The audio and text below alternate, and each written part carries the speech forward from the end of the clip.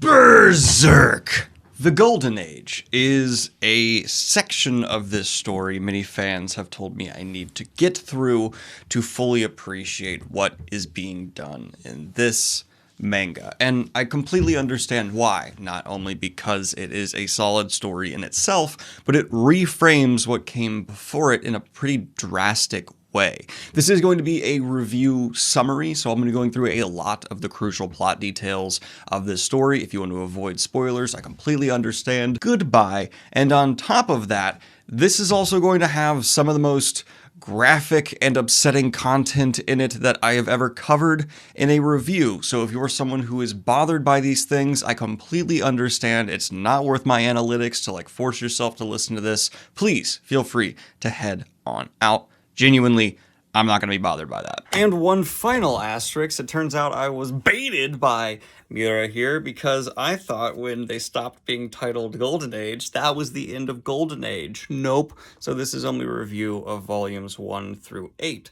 of Golden Age. You guys are getting detailed here, and I think I'm going to continue doing that because I don't find it appropriate to do these vast, oversimplified summaries for stuff like this, and especially for Berserk, I want to be more detailed, so expect me to go through all of Golden Age like this, probably around 8 chapters at a time. But if you're still here, it means you're either a Berserk fan who wants to hear my thoughts, or you don't care about spoilers, or the severe content. So let's go ahead and get going. Berserk Golden Age starts off with one of these pieces of art that just explodes off the page that we've consistently gotten here. It's really impressive to me how this manga series has really two different styles of art. One that kind of rears its head whenever the artist wants to fully show the impact of a graphic scene, and the other that is a bit more pulled back. It's still quite impressive, but it's clearly a style utilized to be able to create the story at a faster pace, but they blend and complement each other magnificently. And we get one of these pieces of art showing a bunch of rotted corpses hanging in a tree. Setting the tone for Golden Age here. And Golden Age starts with us seeing how Guts ended up in his violent life. A mercenary band found a woman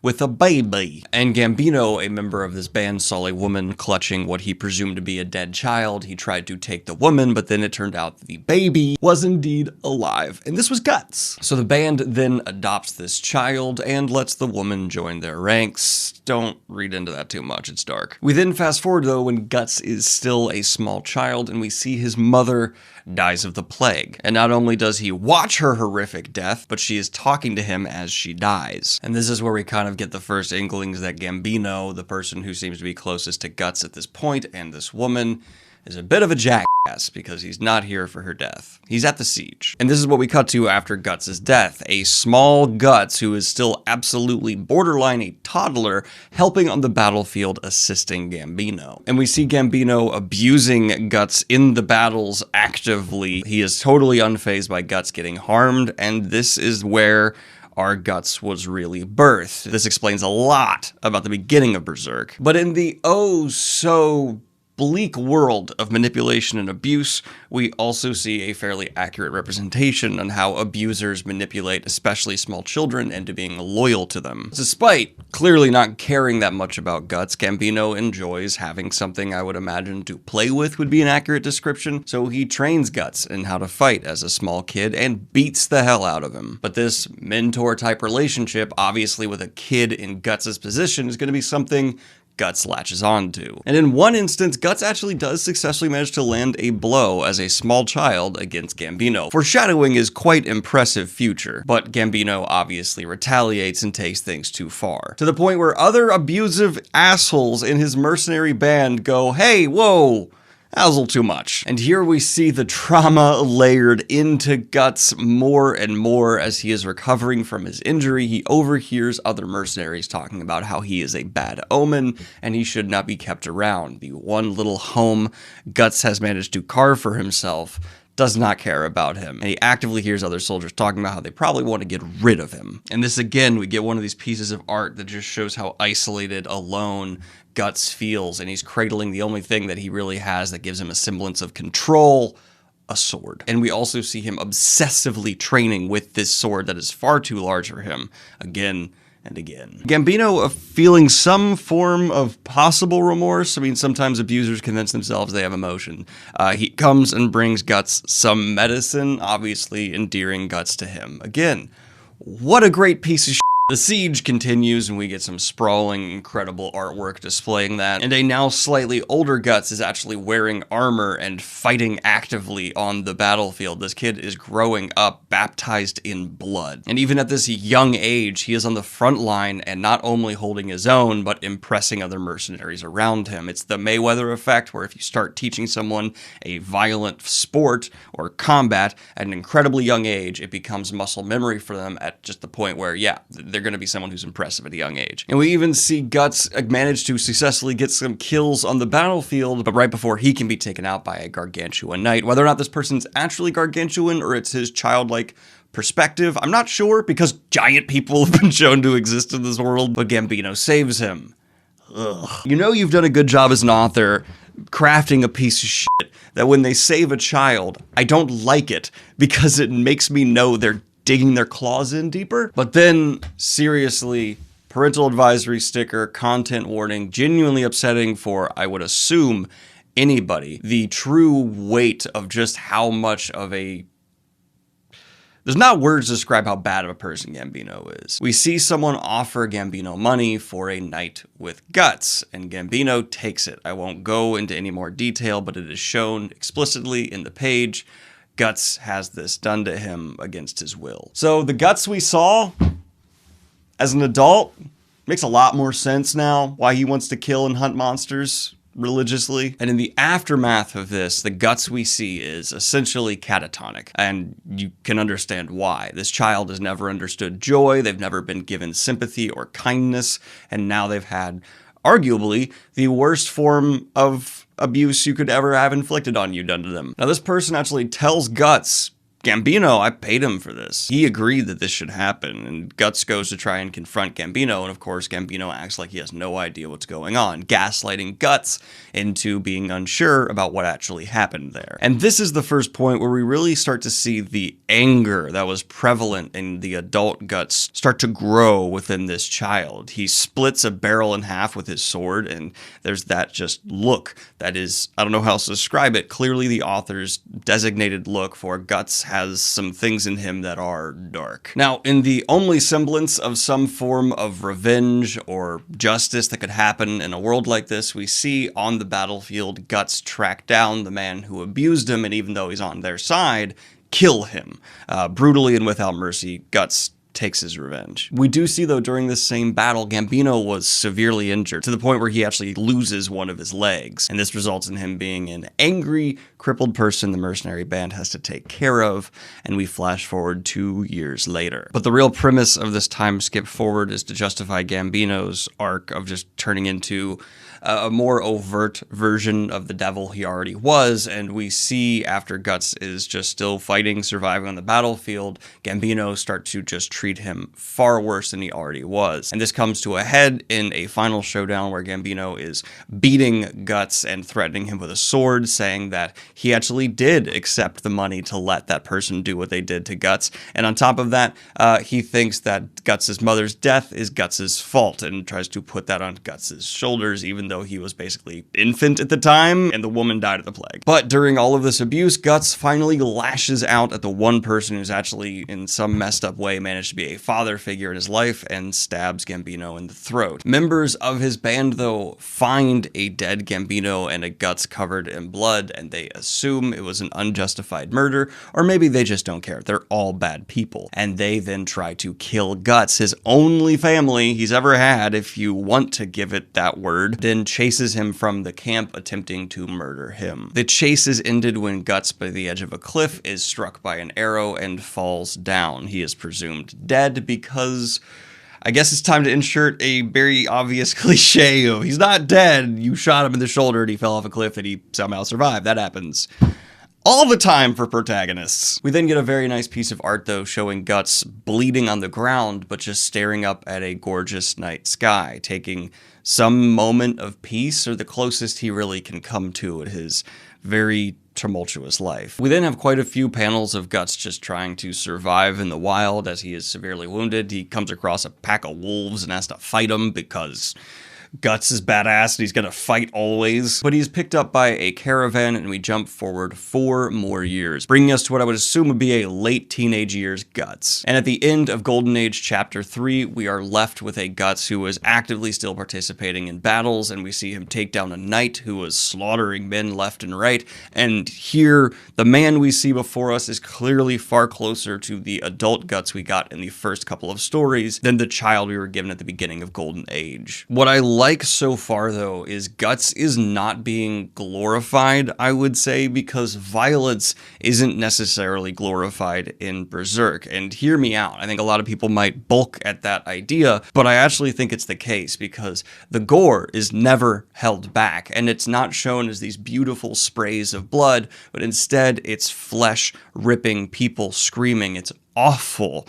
And Guts is someone who participates in this and is actively a part of these battles, and it does not affect him because of the horrors of the world that have been afflicted on him. He is the best soldier because he has been through the worst this world has to offer. To me, narratively, what that's saying is abuse sparks abuse, which creates cycles of violence, and it takes people of extreme courage and bravery to break those cycles. Guts is not doing that. He is still actively, deeply embedded in this world and cannot really function outside of it because it's all he's known. But as a result of taking down this knight, Guts has started to garner a bit of a reputation for himself. He is seen as a young butcher of the battlefield, but he has been noticed by someone named Griffith, and we will get more on that later. Cut back to Guts and see soldiers trying to invite him to drink, to come be with them, because he is such an impressive fighter, and Guts turns it all down. He does not want anyone close to him, a fairly reasonable reaction to his life. Someone touches him on the shoulder, and Guts has a violent outburst over it. This is someone who is traumatized, to the point where any form of human contact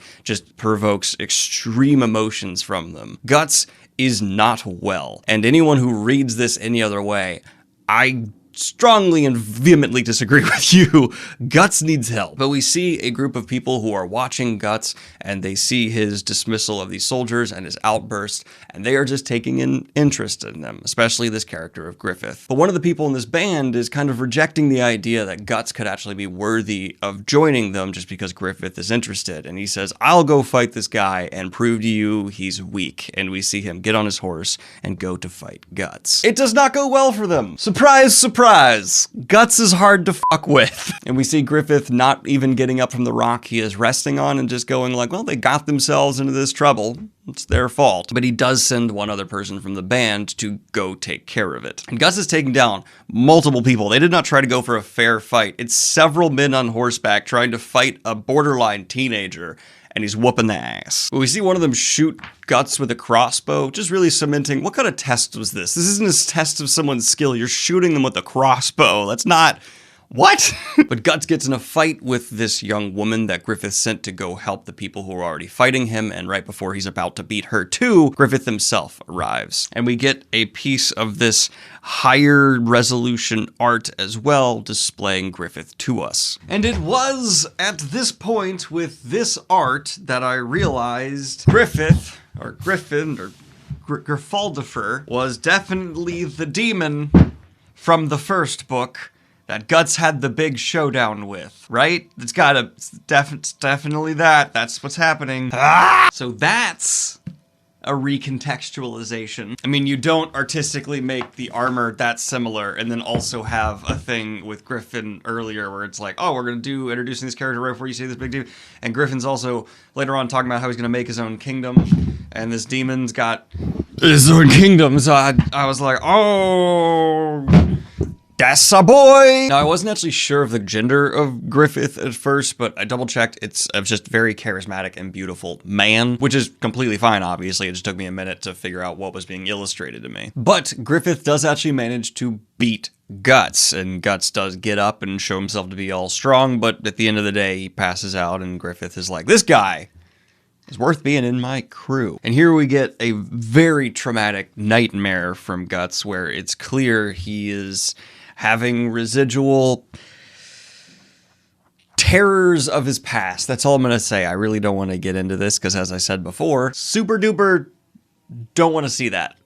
But Casca is then assigned to actually watch over Guts from his recovery from this fight, but it's clear she does not like him. Typical setup for like a romance, or like these two are enemies, but there's some chemistry.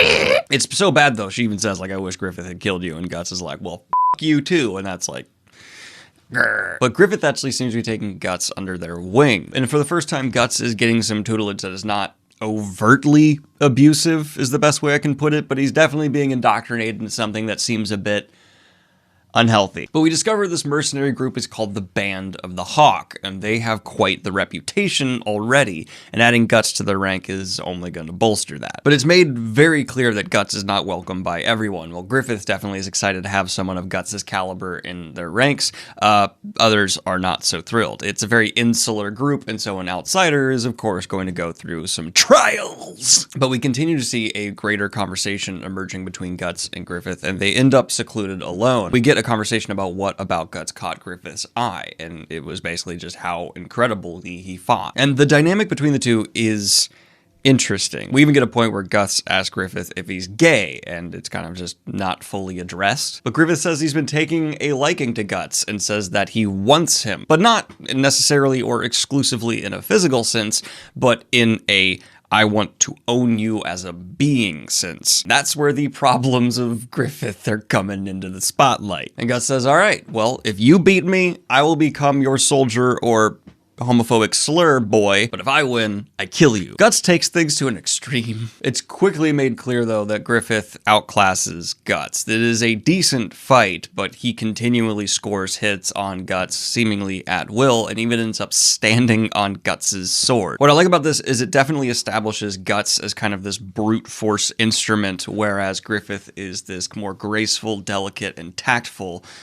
fighter and being. And showing just how much of a blunt force Guts is, as Griffith is standing on his sword to Guts' throat, Guts decides, I'll show you what a mouth can do in a fight, because Griffith keeps talking, and he bites Griffith's sword and continues to try and take this fight to its inevitable conclusion. But once it descends into fists, Griffith easily comes out on top because he is clearly trained in wrestling and leveraging your opponent's body against themselves, and Guts has had no such training. And now, according to the stakes of the duel, Guts is owned by Griffith. We even get this very intimate panel where Griffith says, now you belong to me.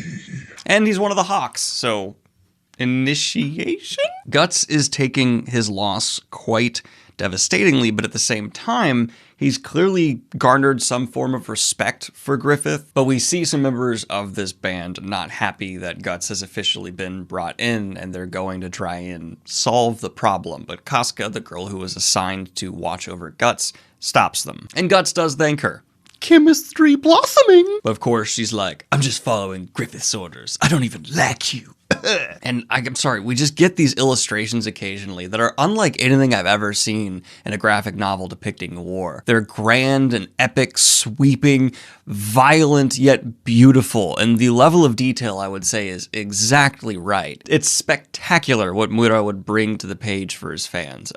No matter what your criticisms of Berserk may be, this man as an artist alone stands high. But there is yet another battle to be had, and Guts is a part of a group that is trying to do a sneaky raid on the enemy's exposed backside. And we see this raid executed and succeed to an incredible extent, but as the enemy rallies, the mercenary group must run because they are vastly outnumbered. Now they do manage to escape, but Guts has been left behind. In fact, it's probably because of the fact that they are focusing on him that the rest of the group was able to run. So Griffith rallies the troops to go and try and save Guts. And as Griffith manages to sweep Guts up and run away from this charging army of cavalry that have rallied to prevent the mercenaries from escaping after their raid, they actually trick that army to running directly in front of a line of cannons and blow them to hell. Guts successfully saved by Griffith. The bond is cemented. Yeah? With how this guy's life's going, I don't feel a yay. But we have Guts after the battle is done separating himself and kind of just letting things lie. But the problem is the band wants to party with him. And we've seen this situation before where Guts does not want to have fun with his comrades, but it's not exactly optional. The very large man picks Guts up and forces him to come down and have fun. And Guts actually at first, I like this attention to detail, reacts violently because being manhandled in this way, obviously for him is going to bring up some past events that are not pleasant. And so he takes it to a 10. And it's not until he's let go and everyone kind of is like, all right, chill, that he agrees to actually start drinking and having some fun with these people, and he is more accepted into the ranks. But the author did not forget that at all times, because of what he has been through, Guts' guard is up, and anything that's taking away control from him, someone who's been so hurt, is going to freak him out, and it does. But even though he has had this bonding and time with these people, Guts does not feel connected with them in the way they are connected to each other, which makes sense. This guy has no social abilities or way to bond with others built within him at all. But we do have one member of the band sitting down with Guts and saying, I'm sure you will find what you are looking for here, and that's a place to belong, which this kind of gets into my first real critical speaking of this review of Golden Age, where I do think the story is engaging. I am very invested in what's happening, but Berserk does reflect Guts in its presentation. It is not like Griffith, where it is tactful and nuanced. Nearly every theme and character beat is just a hammer, which is fine. You don't have to, as a creative, weave subtle themes into things, and if you want to explore the kind of overt trauma Guts has been through, you could actually argue this is the better way to go. It's just an observation. I don't even necessarily mean as a criticism, but Berserk, at least so far for me, is quite the just here it is style of storytelling. But we have the first instance of Guts playing, and there's no other way for me to put that. He comes across Griffith bathing, and there's this kind of strange scene with them where they're splashing each other with water, and it's a pretty aggressive left turn for Guts, but it actually makes sense with how disarming Griffith is to him, despite having gotten violent with Guts before. Guts is used to that, and Griffith is the only person to really treat him kindly and with insight and tact and nuance, and so he's able to get through those walls in a way where Guts is just having a fun old time. And the presentation of Griffith here as a very effeminate, beautiful man clearly has an effect on Guts as well. He's still very young and immature, and I've seen things like this happen to people in the real world, where someone with a greater experience in the world, a greater knowledge, who is able to use their charisma, their looks to just completely take someone over, does so. And that just feels like what's happening here with Guts, where you're almost happy for him because he's getting some semblance of joy, but there's this feeling of dread for what this is marching to in the future with what we know, at least I suspect, Griffith becomes. Then we get the Behelit, the odd little mouthy eye thing from the first book, and it's hanging around Griffith's neck. And this is where Griffith says whoever obtains this is destined to rule the world in exchange for their flesh and blood.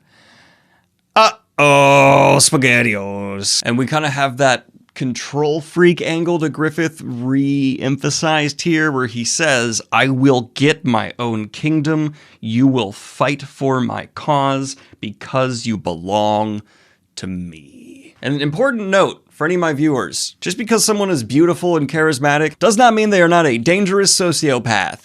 Always judge people by their actions and words, not their appearance. And this even ends with Griffith saying, I will decide the place where you die.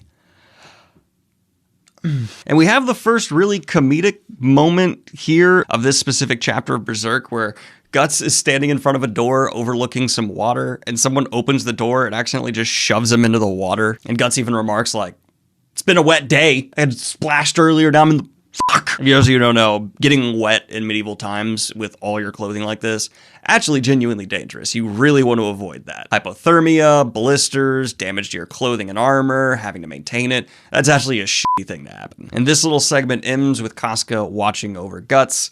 Clearly, something a bloomin'. Golden Age Chapter 8 and the age as a whole ends with a bit of a flash forward and us seeing Guts along with the mercenaries on a battlefield, except Guts is now grown. It looks like with the story we'll be picking up with Guts near the age we were first introduced with him. Now the Golden Age, I very much so understand why people like this so much and encouraged me to get through The Black Swordsman and read this because, yes, it massively recontextualizes what we were first told, and structurally, personally, there's no absolute right or wrong answer to this. I wish the story had been told in the other way, where I was introduced to Guts in this stage and not the other, because it would have motivated me to read the rest of Berserk. Seeing someone so vulnerable and so beaten become what Guts is in such a real and gritty way is fascinating, and it's having an approach of making him so vulnerable and actually flawed due to his trauma that despite how unrealistically badass Guts in that first story was,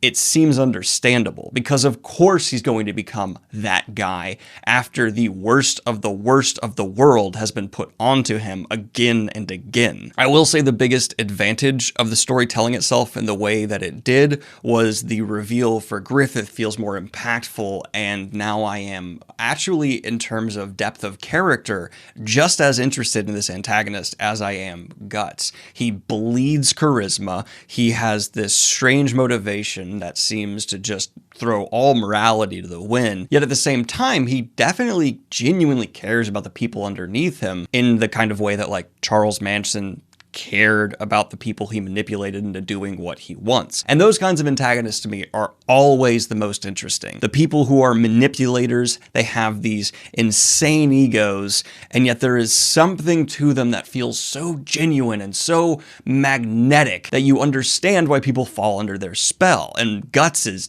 deep in it at this point, it seems. I mean, he's been with them for years, and that friendliness that Griffith offers, we as readers know is bullshit, but obviously Guts wouldn't, because he's been too traumatized. He has no view of good people, bad people. It's just someone's finally behaving kindly to him. And despite all the unrealistic angles of Berserk, of it being, you know, fantasy with demons and stuff, that evil not only feels incredibly real, but the most dangerous. And we see that realized, because we already know, assuming that Griffith is this character that it's foreshadowing and showing that he is, that he succeeds in becoming the biggest, baddest evil of this world. That's a wonderful reflection, right? The worst kind of humans actually out-eviling the demons and becoming the supreme evil demon, because there are people in this world who are... monstrous does not sound dark enough. I still maintain it's rather blunt, but there's a lot going on. It's this wonderful balance where, again, that me saying it's blunt is not a criticism, and as the story progresses, I have a feeling I'm going to more and more so think it's the proper way to tell this story. Overall, though, Golden Age, I'm giving a very solid 8.5 out of 10. Volumes 1 through 8. It's a drastic uptick from The Black Swordsman, and I cannot wait to see where it goes from here, almost entirely because of the dynamics between Guts and Griffith. That is fantastic. I could take or leave the Costco relationship, don't really know where that's going to go, and I honestly, despite having been shown the future, am not entirely sure where the story's going to go between here and there. I got a lot of questions, and apparently, according to the fans, I'll get a lot of them answered very satisfyingly. Those are my thoughts on Berserk Golden Age. Like and subscribe if you have not already, and hit the Patreon if you want to support what I do here. Have a good one, y'all. Bye!